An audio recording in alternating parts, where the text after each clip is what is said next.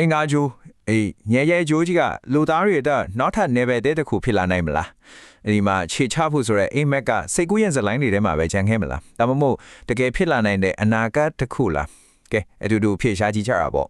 ဆိုတော့ဒီနေ့ကျွန်တော်အဓိကမဲခွန်းကလာရှင်းရှင်းလေးပါအနာဂတ်မှာလူသားတွေအင်္ဂါဂျိုးပေါ်မှာတကယ်ပဲနေထိုင်အခြေကျနိုင်ပါမလာ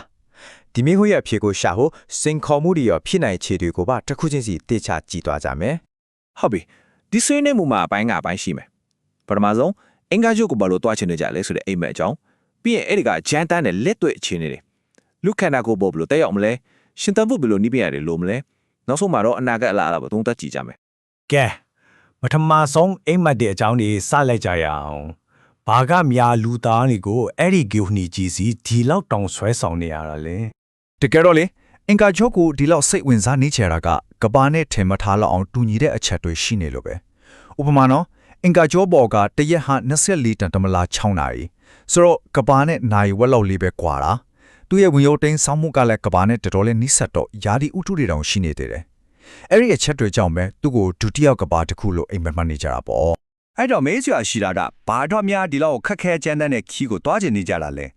ဲအကြောင်းရင်းတွေကတော့အများကြီးပဲနီးပညာပိုင်းဆိုင်ရာစူးစမ်းခြင်းစိတ်သိပ္ပံသူတည်တနာတွေကိုပိုပြီးနက်နက်ရှင်းရှင်းလူချင်တာပြီးတော့လူသားမျိုးနွယ်တစ်ခုလုံးရေရှည်ရှင်သန်ဖို့ဆိုတဲ့ကြီးမားတဲ့ရည်မှန်းချက်တွေပေါ့ဒါဒီမကားကြဘူးစီးပွားရေးအခွင့်အလမ်းအစ်တွေတဲ့လူသားတွေရဲ့မွေးရောက်ကစူးစမ်းရှာဖွေခြင်းနဲ့စိတ်ကလည်းအဓိကတွန်းအားတစ်ခုဖြစ်နေတာပဲ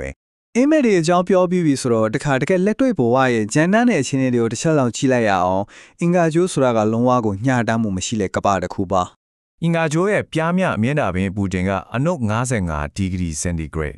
်ဟုတ်တယ်အနုတ်55အဲ့ဒါဘလောက်အေးလဲဆိုရင်ကဘာပေါ်မှာအေးဆုံးဖြစ်တဲ့အန်တာတိကတိုက်ထက်တောင်အချိန်အများစုမှာပိုပြီးအေးခမ်းနေတယ်ဆိုတဲ့သဘောပဲဒီလိုအချိန်တွေမှာအသက်ရှင်ဖို့ဆိုတော့တော်ရောမလွယ်ဘူးနောက်တစ်ခုကလေထု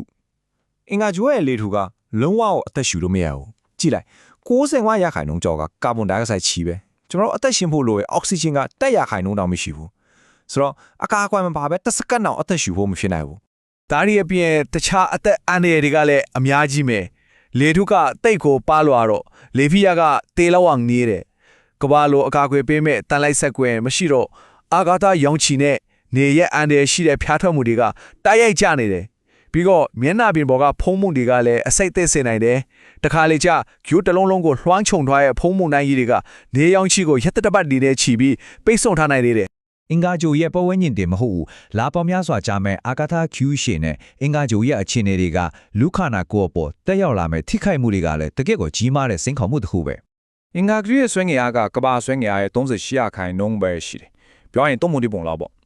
့ဒါကပြောစရာကောင်းတယ်လေတဲ့ပပအခွန်ပြန်နေရလို့ခန်းစားရနိုင်တယ်လို့ထင်စရာရှိပေမဲ့ရေရှည်မှာတော့ကြွတ်သားတွေအားနေလာတာအယိုးသိသေးစားကြာဆွင်းလာတာမျိုးလို့ပြန်လို့မရတဲ့ဂျမ်မာကြီးပြည်စနာတွေဖြစ်လာနိုင်တယ်NASA ကိုယ်တိုင်သတ်မှတ်ထားတဲ့အကာသခရီးရှည်လေးအတွက်အထက်ကအန်ဒီယာတွေကိုကြည့်အောင်ပထမဆုံးကယုံကြည်သင့်မှုနောက်ပြီးလာပေါင်းများစွာအထီးကျန်နေရလို့ဖြစ်လာနိုင်တဲ့စိတ်ပိုင်းဆိုင်ရာပြဿနာတွေခုနပြောတဲ့အကြွတ်သားနဲ့အယိုးသိတဲ့စာဆုံးရှုံးမှုတွေပြီးတော့ကဘာနဲ့မတူတဲ့ဆွေးငင်အားနေတဲ့တောဝင်းကြီးမှာခနာကိုကဘလို့လိုက်လျောနေထွေနေမေဆိုတဲ့ပြဿနာအရေးပေါ်အခြေအနေအတွက်ကိုယ်တိုင်စီမံခန့်ခွဲနိုင်တဲ့စေကူတမှုစနစ်လိုအပ်တာခရီးရှည်ကြီးအတွက်အာဟာရပြည့်ဝအောင်ထိန်းသိမ်းရတာတွေအများကြီးပဲရုပ်ပိုင်းဆိုင်ရာစင်ခေါ်မှုတွေထက်တောင်ပိုကြောင်းဆရာကောင်းနိုင်တာကစိတ်ပိုင်းဆိုင်ရာတယောက်မှုတွေကကဘာနဲ့မိုင်ပေါင်းတားနဲ့ချီနီဝေတဲ့နေရာမှာတီးငယ်တဲ့အခန်းချင်းလေးတဲ့အကြာကြီးနေရတဲ့အခါအိမ်ကိုပြင်းပြင်းထန်ထန်လွမ်းတာပြင်းရီငင်ငွေတာနဲ့အထီးကျန်ဆန်တာလိုမျိုးစိတ်ပိုင်းဆိုင်ရာဖိအားတွေကလူတယောက်ကိုလုံးဝဝါမျိုးသွားနိုင်ကဲဒီလောက်ကြီးမားတဲ့စိန်ခေါ်မှုတွေရှိနေပေမဲ့လူသားတွေကဘယ်တော့မှရှုံးမပေးတဲ့ဘူးဖြည့်ရှင်းနည်းတွေကိုအမြဲတမ်းတည်ထွင်ကြံစားနေကြရပဲဆိုတော့အင်္ဂါဂိုပေါ်မှာရှင်းတဲ့နိုင်ဖို့တိဆောက်နေတဲ့နည်းပညာရဲ့အကြောင်းလေ့လာကြည့်ကြအောင်အရေးကြီးဆုံးသဘောတရားတစ်ခုက ISRU လို့ခေါ်တဲ့ data တွေတယံဇာတာအသုံးချမှုပါဒါကဘာကိုပြောရလဲဆိုတော့ကဘာကနေအရာလုံးကိုတည်သွားစရာမလိုပဲအင်္ဂါဂိုပေါ်မှာပဲရလို့ရတယ်မြေရေလေတွေကိုအသုံးပြုပြီးရှင်သန်နေထိုင်ဖို့ကြိုးစားတဲ့မိမိခြေတော့ပေါ်မိမိရည်တည်ခြင်းနည်းပညာပါပဲဥပမာအနေနဲ့ပြောရရင်အာကာသရန်မှုတွေကအင်္ဂါဂရိုးရဲ့မြေကြီးထဲကရေခဲကိုတူးဖော်ပြီးတောက်ရည်အဖြစ်ပြောင်းလဲရဒါမှမဟုတ်ကာဗွန်ဒိုင်အောက်ဆိုက်တွေချီးပဲဖြစ်တဲ့လေထုထဲကနေအသက်ရှူဖို့အောက်ဆီဂျင်ကိုထုတ်ယူတာမျိုးတွေလုပ်နိုင်ဖို့ဤပညာတွေလက်တွေ့စမ်းသပ်နေကြပြီဒီကိုကစကားက ISRU ရဲ့အရေးပါမှုကိုကောင်းကောင်းကြီးပေါ်လွင်စေပါတယ်အောက်ဆီဂျင်ပမာဏအများကြီးကိုသူတို့နဲ့အတူတည်လာမယ်အစား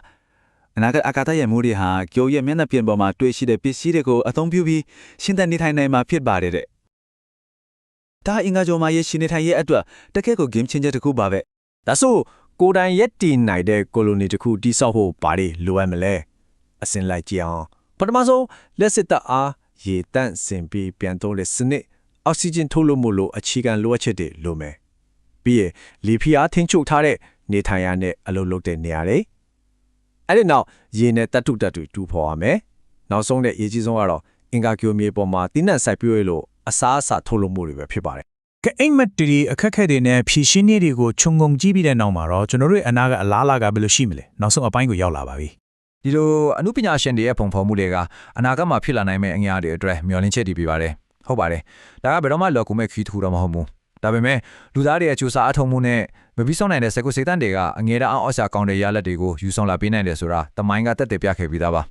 အဆုံးသက်အနေနဲ့ပြောရရင်တော့အင်္ဂါဂျိုးပေါ်မှာအခြေချနေထိုင်ဖို့ဆိုတာလူသားမျိုးနွယ်တခါမှမကြုံဘူးတဲ့အရှုပ်ထွေးဆုံးစိန်ခေါ်မှုတွေကတခုပါပဲပတ်ဝန်းကျင်ကနေစပြီးကျွန်တော်တို့ရဲ့ခန္ဓာကိုယ်အထိအခက်ခဲတွေတောင်းလို့ပုံနေပေမဲ့လူသားတွေရဲ့ဉာဏ်ပညာနဲ့တည်ထွင်ကြံစားမှုက